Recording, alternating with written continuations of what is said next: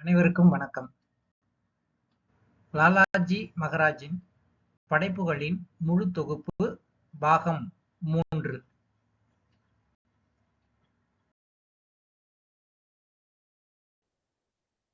இந்த புத்தகம் ஆன்லைன்லயும் ஆர்டர் பண்ணி வாங்கலாம்.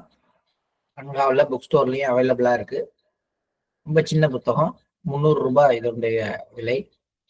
அதே நேரத்துல நிறைய முக்கியமான வழிகாட்டுதல்கள் இதுல இருக்குது. முடிந்த வரைக்கும் எல்லோரும் இதை ஆர்டர் பண்ணி உங்க வீட்டுல வாங்கி வச்சுக்கோங்க.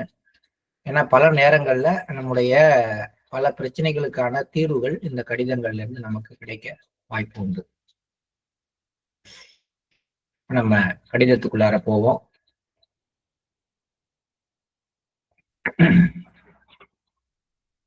ஆயிரத்தி 1926 பிப்ரவரி 11ஆம் நாள் எழுதிய கடிதம்.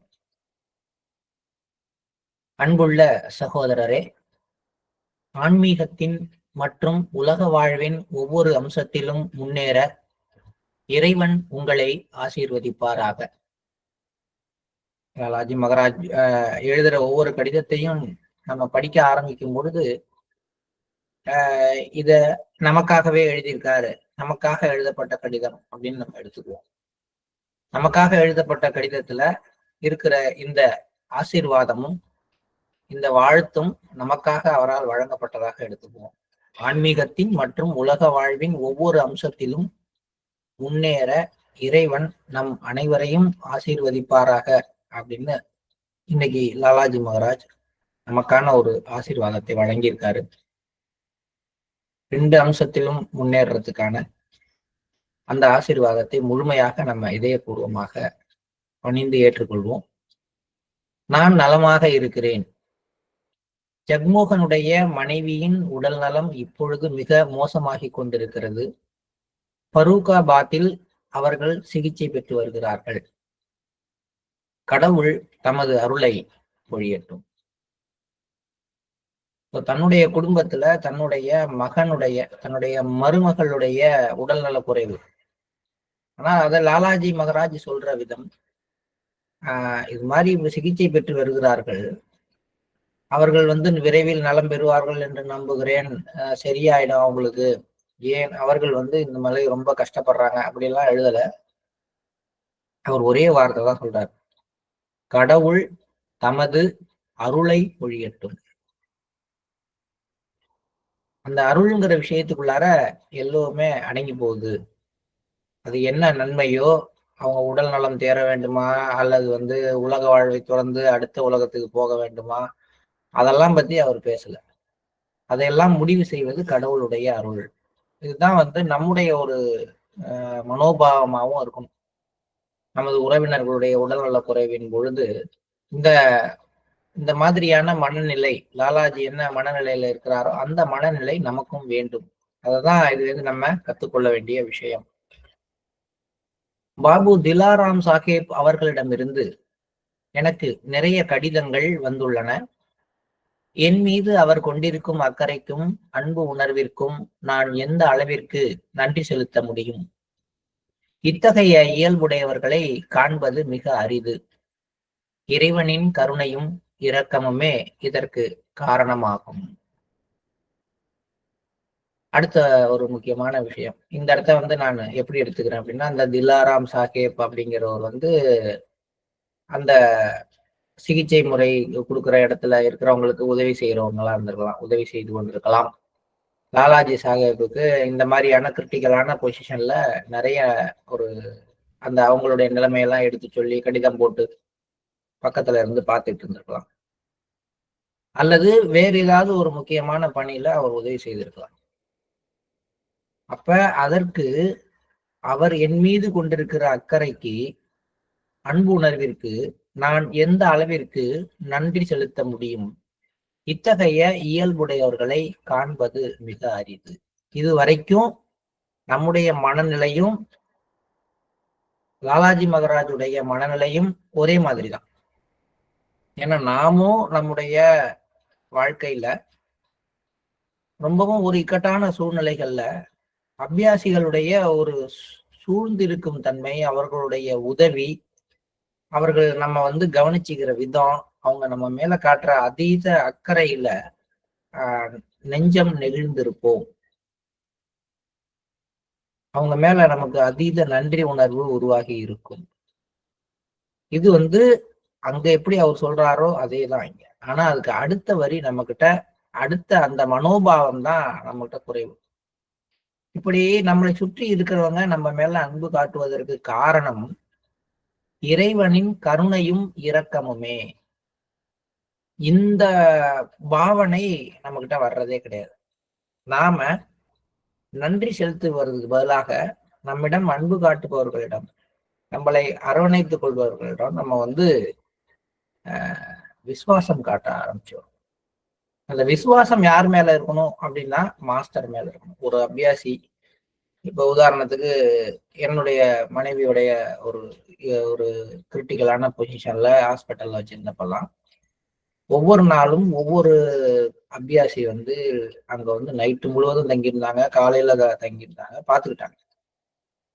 நானே இல்லை, அவங்களே வந்து அவங்கள அட்மிட் பண்ணி எல்லாம் பார்த்து நல்லபடியா கொண்டு வந்து விட்டாங்க. எங்க உறவினர்கள் யாருமே அதுல முக்கியத்துவம் இல்லை.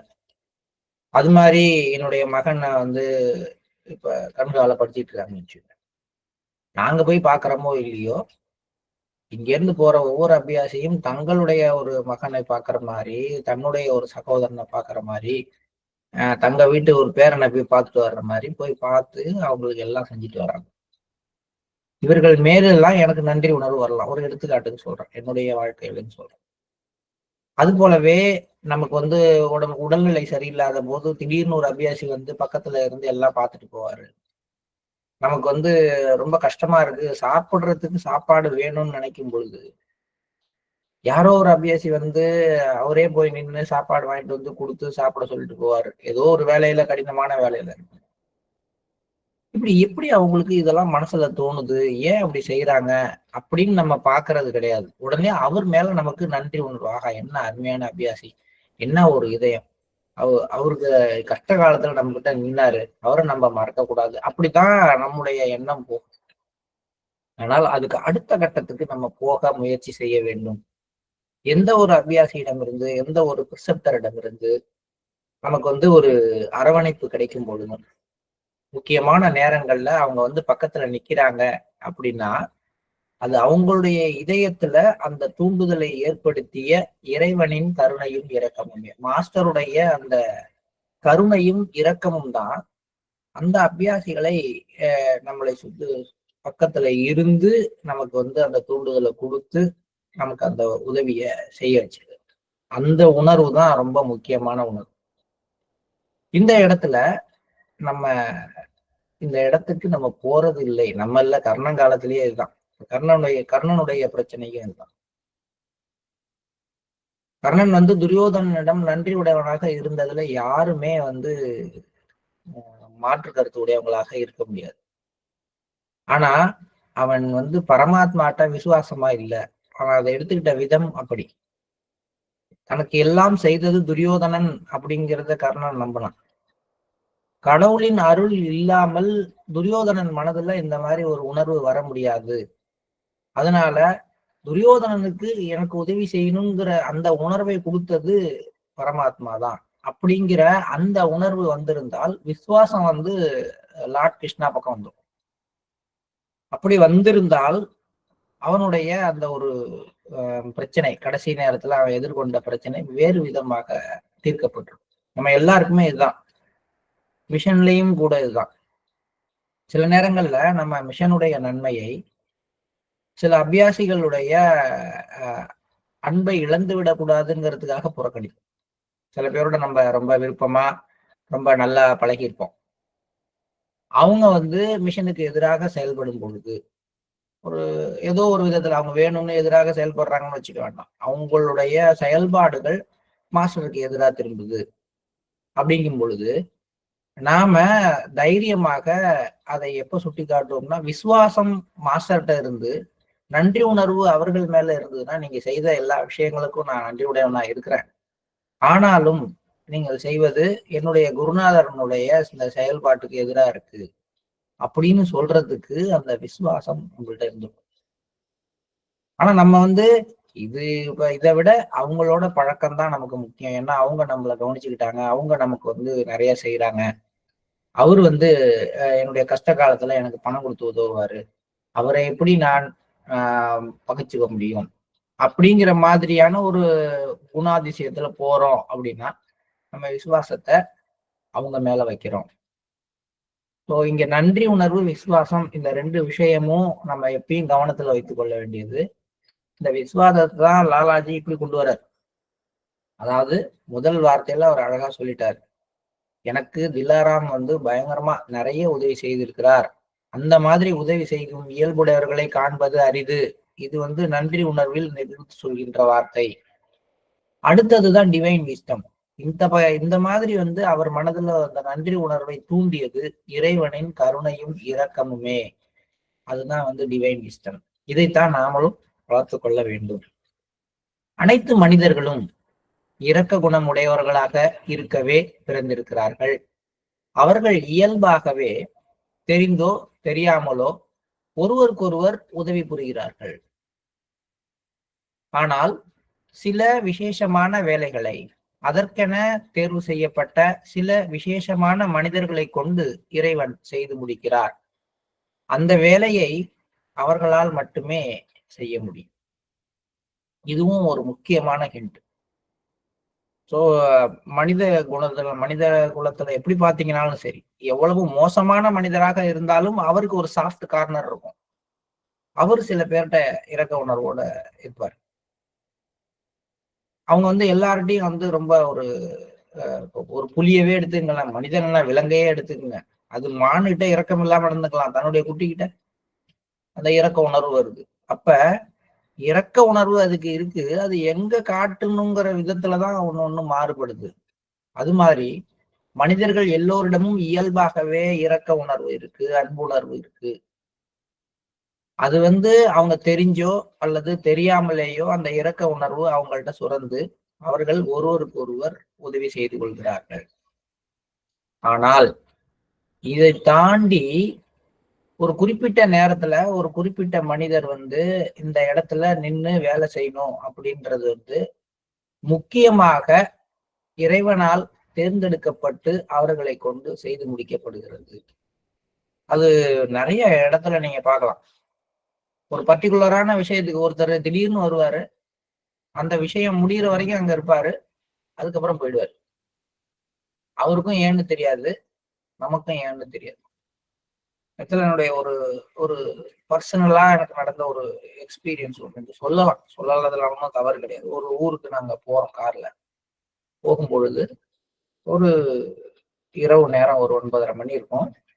எங்களுடைய கார் வந்து ரோட்டு ஓரமா மெதுவா போயிட்டு இருக்கும் பொழுது ஒரு 2 சக்கர வாகனத்துல எதிரில் வந்தவர் வந்து நேரா மோத வந்தாருன்ட்டு காரை ஒதுக்கினேன். அது போய் ஓரத்துல இருந்த ஒரு போஸ்ட் கம்பத்துல மோதிச்சு. பெரிய அளவுல சேதம் எதுவும் கிடையாது, ஆனா அந்த போஸ்ட் கம்பம் உடஞ்சிருச்சு.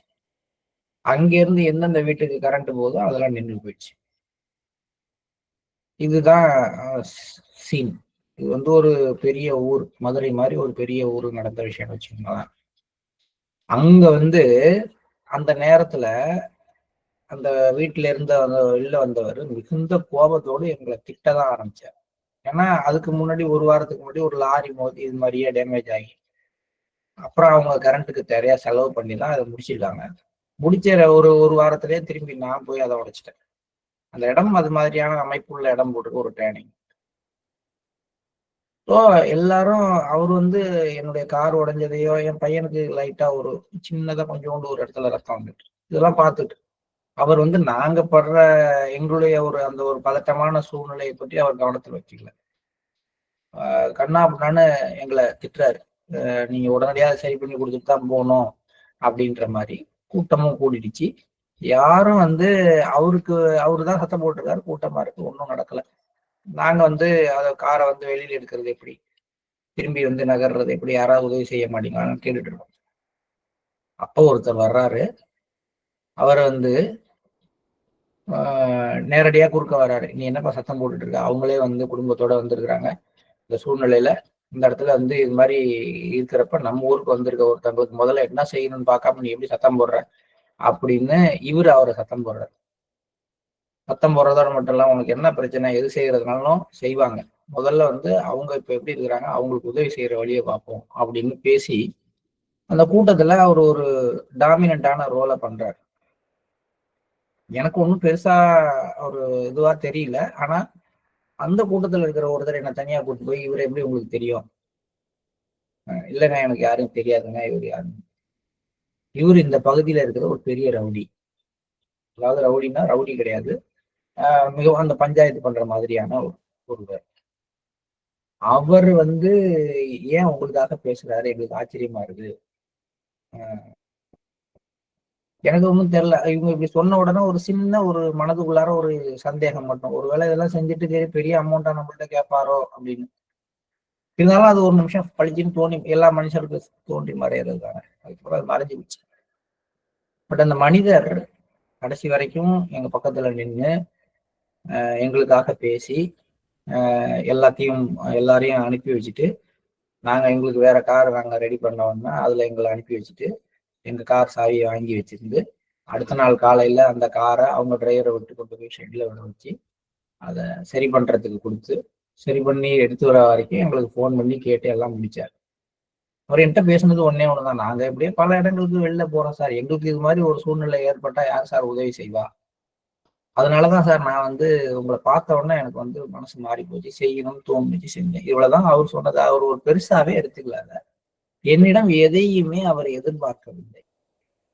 அதுக்கப்புறம் நாங்க பேசிக்கவும் இல்லை.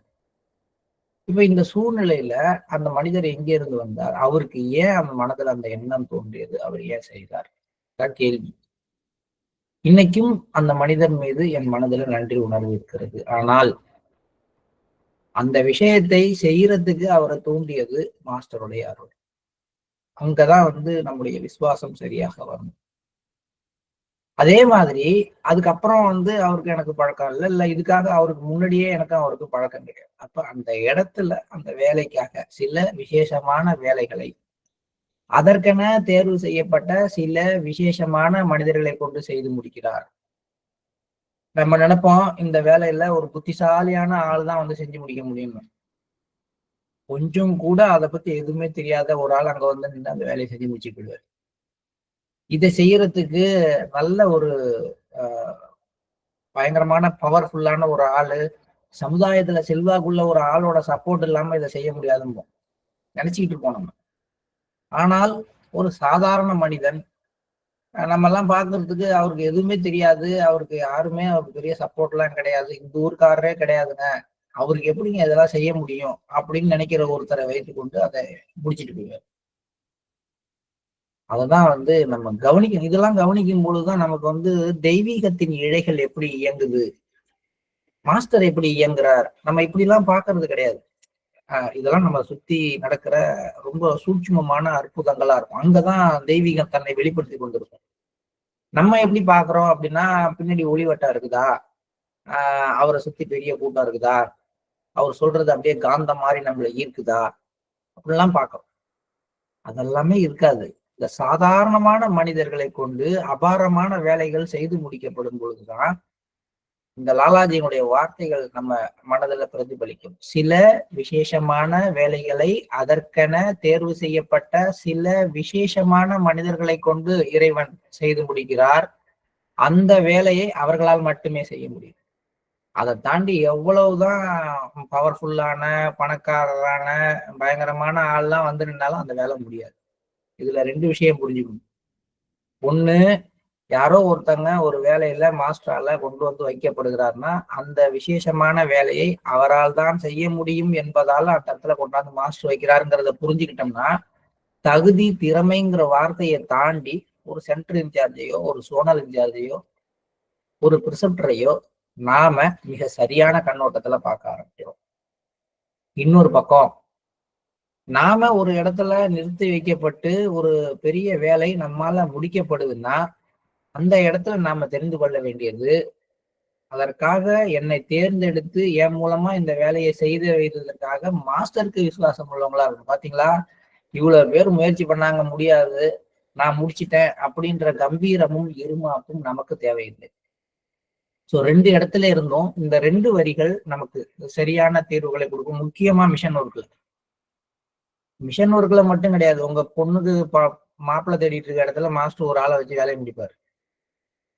உங்க பையனுக்கு வேலை தேடிட்டு இருக்க இடத்துல யாரோ ஒருத்தர் மூலமா அந்த வேலை நடக்கும். அவர்கள் எல்லாம் யார் செய்து முடித்தார்களோ அவர்கள் எல்லாம் விசேஷமான மனிதர்கள். அவர்கள் இந்த வேலையை செய்து முடிப்பதற்காக மாஸ்டரால அனுப்பப்பட்டவர்கள். அவர்களை கொண்டு அதை செய்து முடிக்கிறார்கள். இதை நம்மளால புரிந்து கொள்ள முடிகிறதா? முதல்ல அதுதான் நமக்கு வேணும். அப்ப அந்த இடத்துல நம்ம அதை புரிந்து கொள்ள ஆரம்பித்தோம்னா மாஸ்டருடைய பிரசன்னம் எப்படி நம்மளை சூழ்ந்திருக்கிறது அப்படிங்கிறத நம்ம புரிஞ்சுக்கலாம். இன்னொன்னும் கூட நிறைய எக்ஸ்பீரியன்ஸாவே இருக்கு. இன்னைக்கு இன்னொன்னு கூட சொல்றேன்.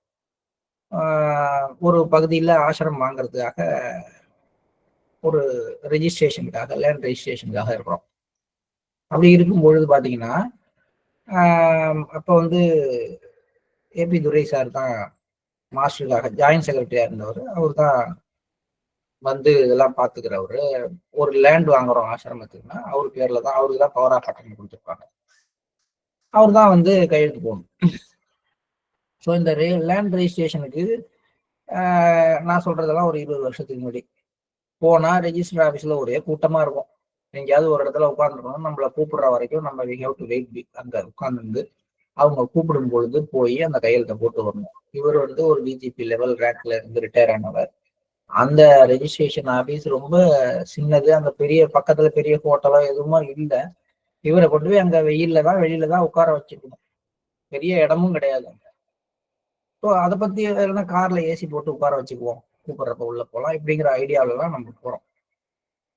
அங்க போயிட்டு அந்த ரெஜிஸ்ட்ரேஷன் ஆபீஸ்க்குள்ள அப்பதான் ஃபர்ஸ்ட் என்டர் ஆகி உள்ள போயிட்டு பார்த்தா இப்படின்னு தெரிஞ்ச உடனே, அதாவது இது மாதிரி துரை சார் வந்திருக்காங்க, இது மாதிரி இன்னைக்கு லேண்ட் ரெஜிஸ்ட்ரேஷன் அப்படின்னு தெரிஞ்ச உடனே அந்த ஆபீஸ்ல இருக்கிற ரெஜிஸ்ட்ரார் அவரே வெளியில இருந்துச்சு எல்லாரையும் வரவேற்று உள்ள கொண்டு போய் உட்கார வச்சு சாரை கொண்டு போய் அவருடைய கேபின்ல ஏசி ரூம்ல உட்கார வச்சுக்கிட்டு எல்லாத்தையும் பேசி முடிக்கிறார். என்னன்னு பார்த்தா அவரு ஒரு காலத்துல 3 சிட்டிங் வாங்கி அபியாசியா இருந்தவர். அவருக்கு மிஷனை பத்தி தெரியும். உடனடியாக அந்த வேலையை அவர் முதல் ப்ரியாரிட்டி கொடுத்து ரொம்ப மரியாதையோட செய்து முடிச்சு அனுப்புறாரு. இங்க இந்த விசேஷமான வேலையை அதற்கென தேர்வு செய்யப்பட்ட மனிதர்களை கொண்டு மாஸ்டர் அங்க அவங்களை கொண்டு போய் அந்த இடத்துல நிறுத்துறாரு. இந்த மாதிரி நிறைய எக்ஸ்பீரியன்ஸ் நீங்க பார்க்கலாம். நாமளும் அனுபவிச்சிருப்போம். பட் அதை இந்த கண்ணோட்டத்தோட பார்க்க தெரியாமல் இருந்திருப்போம். அதனால இது சின்ன வேலையாக இருக்கலாம். நமக்கு சம்பந்தம் இல்லாத ஒரு மனிதர் அதை நமக்கு செய்து கொடுத்துட்டு போறாருங்கிறப்ப அந்த இடத்துல அது மாஸ்டருடைய பிரதிபிம்பம் அப்படிங்கிறத நாம உணர ஆரம்பிக்க வேண்டும். இவையெல்லாம் அன்பின் விசேஷ அடையாளங்கள். எப்படி வரும் இதெல்லாம்? ஒரு அபியாசி இது மாதிரி தானா முன் எல்லா உதவியும் செய்யறாரு, பக்கத்துல நின்று பாக்குறாரு, உங்களுடைய கஷ்ட காலங்கள்ல நிக்கிறாரு அப்படின்னா இது அன்பின் விசேஷ அடையாளம். யாருடைய அன்பு? மாஸ்டருடைய அன்பின் விசேஷ அடையாளம். தூய்மையான முழு அன்பாகவும் முழு அறிவாகவும் முழு ஆனந்தமாகவும் கடவுள் இருக்கிறாருங்கிறதுல எந்த மாற்றமும் கிடையாது. அவர் தான் முழுமையான அன்பு, அவர் தான் முழுமையான அறிவு, அவர் தான் முழுமையான ஆனந்தம்.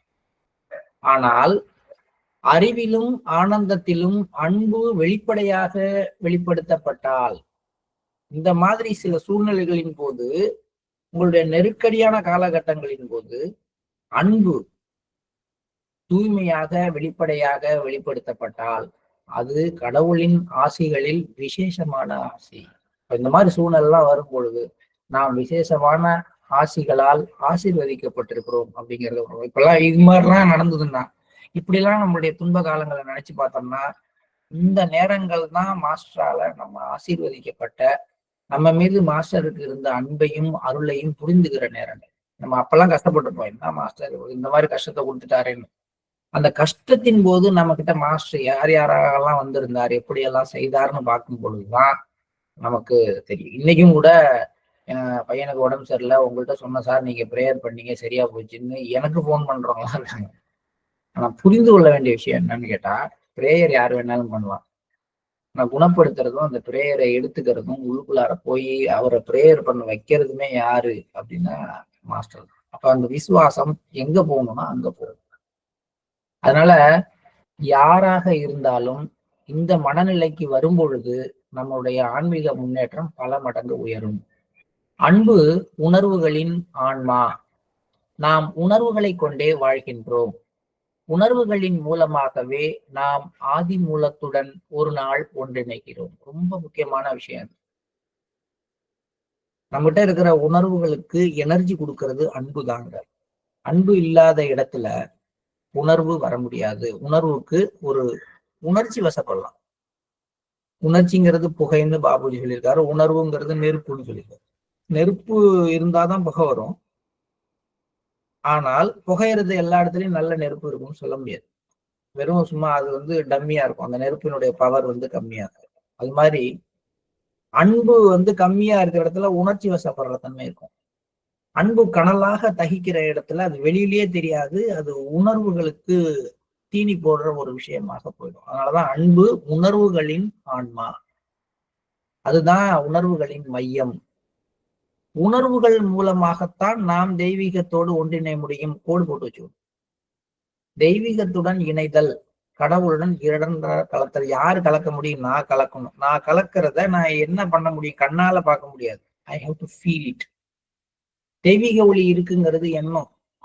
அது எண்ணமாவே இருக்கிற வரைக்கும் நம்ம ஒண்ணும் பண்ண முடியாது. இதயத்துல தெய்வீக ஒளி இருக்கிறது என்கின்ற எண்ணத்துல தியானம் பண்றேன். கடைசி வரைக்கும் எண்ணத்திலேயே இருந்தேன்னா நான் வளரல. அது எனக்குள்ளார இருக்கிறத நான் உணர்ந்து, அது எனக்குள்ளார பரவுறத உணர்ந்து, அதுல நான் கரையிறத உணர்ந்து, இதெல்லாம் உணர்வு.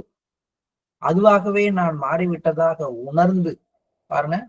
அப்ப உணர்வுதான் ஆன்மா. உணர்வோட அடியில் இருக்கிறது அன்பு. அன்புதான் உணர்வுக்கு ஆன்மா. இந்த உணர்வு மூலமாகத்தான் நான் தெய்வீகத்தோடு ஒன்றிணைய முடியும். உணர்வுகளின் ஆன்மாவாக அன்பு இருப்பதால் அதன் தனிப்பட்ட இயல்பும் பண்புமே தெய்வீக ஒளியாகும். இந்த அன்பினுடைய தன்மை, அந்த உணர்வினுடைய வெளிப்பாடு, இதுதான் தெய்வீக ஒளி அப்படின்னு சொல்றார். மெய்யுணர்வை பெற்றவர்களிடம் இது இருக்கின்றது. எது இருக்கிறது? இந்த ஆன்மாவானது இருக்கிறது. அது எப்போது ஆழ்ந்து உறங்கும்? இந்த ஆன்மா எங்கெல்லாம் உறங்கிக்கிட்டு இருக்கு, எங்கெல்லாம் விழிப்படைந்திருக்கு? மரங்களில், பூக்களில், கற்களில், விலங்குகளிலும், நட்சத்திரங்களிலும் இந்த ஆன்மா உறங்கி கொண்டிருக்கிறது. ஏன்னா இங்க சொன்ன எல்லாத்துக்கும் உணர்ச்சி கிடையாது, சிலவற்றிற்கு உணர்வு கிடையாது. இங்கெல்லாம் இந்த ஆன்மா டார்மெண்டா இருக்கு. அதாவது உணர்வின் ஆன்மாவாக விளங்குகின்ற அன்பு டார்மெண்டா இருக்கு.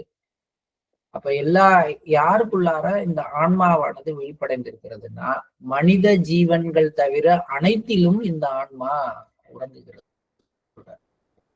அப்ப இந்த இருக்கிற ஜீவிதத்திலேயே மனித ஜீவிதம் மட்டும்தான் ஆன்மா விழிப்படைந்த ஜீவிதம். ஆன்மா விழிப்படைந்திருந்தால் அது என்ன பண்ணது? உணர்வுகளின் மையமாக விளங்கி அந்த உணர்வுகளை மேலும் மேலும் தூய்மையாக்கி மென்மையாக்கி அதை தெய்வீக உணர்வாக மாற்றி நம்மை தெய்வீகத்தோடு ஒன்றிணைய வைக்கின்றது. அதனாலதான் எந்த உலகத்துல பிறந்தாலும் என்ன பிறவி எடுத்தாலும் கடைசியா மனித பிறவி எடுத்து அங்கிருந்துதான் கடவுளை அடைய முடியும் அப்படிங்கிற அந்த கான்செப்ட் இருக்கு. இதான் லாலாஜி சொல்லிட்டு வர்றார். மனித ஜீவன்கள் தவிர அனைத்திலும் இந்த ஆன்மாவானது உறங்கிக் கொண்டிருக்கிறது. மனித ஜீவன்களை எடுத்துக்கொண்டா அங்கேயும் கூட அதுல உண்மையிலேயே விழிப்புணர்வு பெற்ற ஆன்மா எப்படி இருக்கும் அப்படின்னா, எந்த உதவியும் இன்றி, எந்த எதிர்பார்ப்பும் இன்றி, தன்னை பற்றிய சுயநல உணர்வு இன்றி மக்களுக்காக வேலை செய்கின்றது. நம்ம மாஸ்டர்ஸ் எப்படி ஒர்க் பண்றாங்க, என்ன எதிர்பார்ப்புல ஒர்க் பண்றாங்க, அவங்களுக்கு என்ன சுயநலம், அவங்களுக்கு என்ன இதனால லாபம், யாரை எதிர்பார்த்து இந்த வேலையில இறங்குறாங்க. சில பேர் உதவி செய்ய வருவாங்க. ஆனா அவங்களுக்கு 4 பேர் சப்போர்ட்டுக்கு இருந்தாதான் உதவி செய்வாங்க. சில பேர் எந்த எதிர்பார்ப்பு, நான் சொன்ன ஒரு இன்சிடென்ட்ல அவருக்கு யாரும் சப்போர்ட்டுக்கு வரணும்னு எதிர்பார்க்கவோ இல்ல அவருக்கு எந்த லாபமும் இல்லாமலையோ யாரோ ஒருவர் கண்ணுக்கு தெரியாத ஒருவர் எனக்கு உதவி செய்யறாருன்னா, அவர் மூலமாக மாஸ்டர் அந்த வேலையை செய்திருக்கிறாருன்னா அந்த இடத்துல அவருக்கு அந்த விழிப்புணர்வு மாஸ்டர் கொடுத்திருக்காரு. அப்படித்தானே அர்த்தம். அப்ப ஆன்மா வந்து விலங்குகள்லையும் தாவரங்கள்லையும் கற்கள்லையும் ஏன் நட்சத்திரங்கள்லையும் கூட உறங்கி கொண்டிருக்கிறது. எங்க வந்து அது வெளிப்படைந்திருக்கிறது அப்படின்னா, எந்த உதவியும் எந்த எதிர்பார்ப்பும் எந்த சுயநல உணர்வும் இல்லாமல் யார் ஒருவர் மற்றவர்களுக்காக வேலை செய்து கொண்டிருக்கிறார்களோ அவர்களை பாருங்கள். அந்த ஜீவன்கள்ல ஆன்மா விழிப்படைந்திருக்கிறது. அப்படி விழிப்படைந்த ஆன்மாக்களுடைய நோக்கத்தில் உதவும் எண்ணம் எப்போதும் உள்ளிறைந்திருக்கும். எப்பயும் அடுத்தவங்களுக்கு ஹெல்ப் பண்ணணும், ஏதோ ஒரு விதத்துல உச்சபட்ச உதவியை எந்த எதிர்பார்ப்பும் இல்லாமல் கொடுக்கணும், செய்து முடித்த உடனே அதை மறந்துட்டு அடுத்த விஷயத்துக்கு போகணுங்கிற எண்ணம் வந்து மேம்பட்டு கொண்டே வந்தால், இப்ப நம்ம ஆன்மா வெளிப்படைஞ்சிருச்சா அப்படின்னு பாக்குறதுக்கு இந்த ஒரு விஷயத்த நம்ம வச்சுக்கலாம். நாம மிஷன் ஒர்க்லயோ அல்லது நம்ம அலுவலக வேலையிலயோ அல்லது வீட்டிலேயோ கூட எந்த எதிர்பார்ப்பும் இன்றி யாரிடமிருந்தும் உதவியை எதிர்பார்க்காமல் சுயநல நோக்கமின்றி மற்றவர்களுக்காக வேலை செய்கிறோமா? குடும்பத்துல செய்யறோமா? முதல்ல அலுவலகத்துல செய்யறோமா? அதுக்கப்புறம் நம்மளுடைய ஆசிரமத்துல செய்யறோமா? அதுக்கப்புறம் சமூகத்துல செய்யறோமா? இதெல்லாம் நம்ம பார்க்கும் பொழுது, இது மாதிரிலாம் உதவி செய்யறவங்களை பார்க்கும் பொழுதுதான் அந்த ஆன்மா விழிப்படைந்தது அப்படிங்கிறத நம்ம பார்க்கலாம். அவங்க கொஞ்சோண்டு ஆன்மா விழிப்படையும் பொழுதே அவங்க இந்த உதவி செய்யறதை புடிச்சுக்கிட்டு நேரா அது வழியா போய் அப்படியே வெளியில போயிடுறாங்க. சோசியல் ரீஃபார்மர்ஸா ஆகி போயிடுறாங்க. அதை தாண்டி வர்றது கிடையாது. ஆனால் அவர்களும் கூட அந்த ஆன்மா வெளிப்படைந்ததனுடைய அடையாளமாகத்தான் அதை செய்கிறார்கள்னு நம்ம புரிஞ்சுக்கணும். உதவும் எண்ணம் எப்போதும் உள்ளுரைந்துள்ளது. திரை நீக்கப்படாத ஆன்மாவிற்கு இதைவிட வேறு எந்த நல்ல அம்சம் இருக்க முடியும்? இந்த இடத்துல அடுத்த விஷயத்தையும் சொல்லி முடிச்சுக்கிறாரு. எப்பயும் பாத்தீங்கன்னா இந்த 5:32 வரும்பொழுதுதான் முக்கியமான விஷயம்லாம் வருது. ஒண்ணும் பண்ண முடியாது. இருந்தாலும் இதை ஷார்ட்டா சொல்லிடுவோம். இப்படி ஆன்மீகத்துல வெளிப்படையவர்கள்லாம் பொது சேவையில இறங்கி மக்கள்கிட்ட எல்லாத்தையும் மாத்தி அமைக்கணும், அவங்கள வந்து கண்ணை சரி பண்ணணும், அவங்களுக்கு சாப்பாடு போடணும்னு இறங்குறதெல்லாம் உதவும் எண்ணம் தான். ஆன்மா வெளிப்படையும் பொழுது இந்த உதவும் எண்ணம் வந்துடுது. அது ஏற்கனவே உள்ளுக்குள்ளார டார்மெண்டா இருக்கு. ஆன்மா வெளிப்படையும் பொழுது இந்த எண்ணம் வந்து விடுகிறது. ரைட்டு தான். ஆனால் உதவி செய்பவர்கள் எல்லாம் ஆன்மீகத்துல பெரியவர் கிடையாது அப்படிங்கிறத ஒரு வார்த்தையில சொல்லிடுறாரு. திரை நீக்கப்படாத ஆன்மாவிற்கு இதை விட வேறு எந்த நல்ல அம்சம் இருக்க முடியும்னு முடிச்சிட்டாரு. அந்த மாதிரி வந்து சோசியல் சர்வீஸ் செய்யறவங்க, எந்த நேரமும் உதவி செய்து கொண்டிருப்பவர்கள் எல்லாம் வந்து ஆன்மீகத்துல முன்னேறியவர்கள் அப்படின்னு வைத்துக் கொள்ள வேண்டாம்.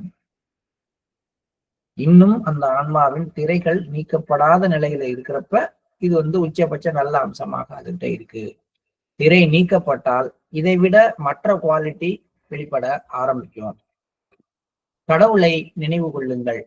அடுத்தவர்களுக்காக மரணம் அடைபவர்கள் உயிருடன் மீண்டெழுவார்கள். ஜீசஸ் கிரைஸ்டோட வார்த்தை மாதிரி இது இருக்கு. கடவுளை நினைவு கொள்ளுங்கள். அடுத்தவர்களுக்காக மரணம் அடைபவர்கள் உயிருடன் மீண்டெழுவார்கள். அப்ப மாஸ்டர்ஸ் எல்லாம் அப்படித்தான். யாரெல்லாம் வந்து மற்றவர்களுக்காக மரணம் அடைகிறார்களோ, மற்றவர்களுக்காக மரணம் அடைபவர்கள்னா இறக்கணும்னு அவசியம் கிடையாது. அடுத்தவருக்காக ஒரு அவமானத்தை தான் ஏற்றுக்கொண்டால் கூட அந்த இதயங்கள்ல இவர் மீண்டும் உயிரோடு எழுவார். அங்க வந்து அடுத்தவர்களுக்காக தன்னுடைய வாழ்க்கையில ஒரு முக்கியமான விஷயத்தை ஒருத்தர் விட்டு கொடுக்கிறார் அப்படின்னா அந்த இடத்துல அவர் செத்துதான் போறார். ஆனால் அவர்கள் உயிருடன் மீண்டெழுவார்கள். மற்ற இதயங்கள்லையும் மற்ற டைமென்ஷன்லையும் அவர்கள் எனர்ஜியை பெறுவார்கள். தங்களுக்காகவே வாழ்பவர்கள் விலங்குகளுக்கு சமமானவர்கள். அதனால முதல் வரியில சொல்லிட்டாரு, ஆன்மா வந்து விலங்குகள்லையும் பூக்கள்லையும் உறங்கி கொண்டிருக்கு. இங்க தங்களுக்காகவே வாழ்பவர்கள் விலங்குக்கு சமமானவர்களும் சொல்வதன் மூலமாக யாரிடமெல்லாம் சுயநலம் தலை தூக்கி இருக்கிறதோ அவர்களிடமெல்லாம் ஆன்மா விழிப்படையாமல் உறங்கி கொண்டிருக்கிறது அப்படிங்கிற விஷயத்தை மறைமுகமாக சொல்லிடுறார். ஸோ இதெல்லாம் வந்து ஸ்பிரிச்சுவல் கண்டிஷன்ஸ். இந்த லெட்டர் வந்து கம்ப்ளீட்டா வந்து ஹை லெவல் ஸ்பிரிச்சுவல் கண்டிஷன்ஸை வந்து ரிவீல் பண்ற ஒரு லெட்டர். இது வந்து நம்ம ரொம்ப மேலோட்டமா பார்த்துருக்கோம். நீங்க படிங்களேன், படிச்சுட்டு மெடிடேட் பண்ணுங்க. மெடிடேட் பண்ணிட்டு திரும்பி படிங்க. ஒரு 2-3 நாளைக்கு டைம் கிடைக்கும் போதுதான் அந்த லெட்டரை படிக்கிறப்ப நிறைய ஸ்பிரிச்சுவல் குவாலிட்டிஸ் வந்து அன்ஃபோல்ட் ஆகும் நமக்குள்ள. அவ்வளவு சூட்சமமான ஒரு கடிதம் இது. அதனால மீதமுள்ள நிலைகள் பற்றி நான் அடுத்த கடிதத்தில் எழுதுவேன். அனைவருக்கும் ஆசிகள். ராம்சந்திரா, 11 பிப்ரவரி 1926. மிக அற்புதமான ஒரு கடிதம் இது. நம்முடைய உள்நிலைகள், அதுலேயும் ரொம்ப இதுல அடிக்கோடிட்ட விஷயங்களை கொஞ்சம் நேரம் ஆனால் கூட இதை மட்டும் நம்ம திரும்பி ஒரு தடவை பார்க்கணும்னா, இறைவனின் கருணையும் இரக்கமும் தான் நம்மை சுற்றி இருப்பவர்கள் நம் மீது அன்பை பொழிவதற்கு காரணமாக அமைகிறது. இது ஒரு முக்கியமான விஷயம். அடுத்தது, சில விசேஷமான வேலைகளை அதற்கென தேர்வு செய்யப்பட்ட சில விசேஷமான மனிதர்களை கொண்டு இறைவன் செய்து முடிக்கிறார். அந்த வேலையை அவர்களால் மட்டுமே செய்ய முடியும். அதனால இறைவன் ஒரு இடத்துல ஒருவரை கொண்டு வந்து நிறுத்தினால் அவரை நிராகரிக்காமல் அவரை ஏற்றுக்கொள்ளுங்கள். அடுத்தது, மனித ஜீவன்கள் தவிர அனைத்திலும் இந்த ஆன்மாவானது உறங்கிக் கொண்டிருக்கிறது. உதவும் எண்ணம் எப்பொழுதும் எல்லா ஆன்மாக்களிலும் உள்ளுரைந்து இருக்கிறது. திரை நீக்கப்படாத ஆன்மாவிடம் இந்த உதவும் எண்ணம் தான் பக்குவப்பட்ட நிலையில வெளிப்பட்டு கொண்டிருக்கிறது. அதனால அடுத்தவர்களுக்காக மரணம் அடைபவர்கள் உயிருடன் மீண்டெழுவார்கள். தங்களுக்காகவே வாழ்பவர்கள் விலங்குக்கு சமமானவர்கள். இதெல்லாம் ரொம்ப ஹைலைட்டான வேர்ட்ஸ். லாலாஜியினுடைய அந்த ஆசீர்வாதத்தை மீண்டும் மனதில் கொண்டு ஆன்மீகத்தில் மற்றும் உலக வாழ்வின் ஒவ்வொரு அம்சத்திலும் முன்னேற நம்மை இறைவன் ஆசீர்வதிப்பாராக அப்படின்னு லாலாஜி மகராஜ் நம்ம எல்லாரையும் இன்னைக்கு ஆசீர்வதிப்பதாக அந்த ஒரு உணர்வோடு அந்த ஆசீர்வாதத்தை உள்ளூர ஏற்றுக்கொண்டு நம்ம காலை தியானத்திற்கு செல்வோம்.